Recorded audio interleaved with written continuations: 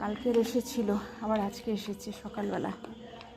পাটা ফুলে কি হয়েছে, পা কেটে একাকার করে এসেছে। ও বাবা, ওষুধ দিতে হবে।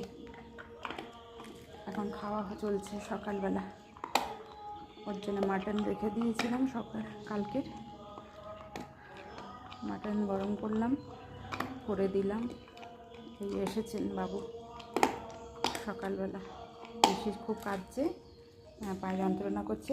ওইখান থেকে ওইটুকুনি হেঁটে যেতে পারছেন না, খেতে দিয়ে যেতে হলো খেতে। সেটাও কোনো ব্যাপার না, খেতে দিয়ে আসাটা।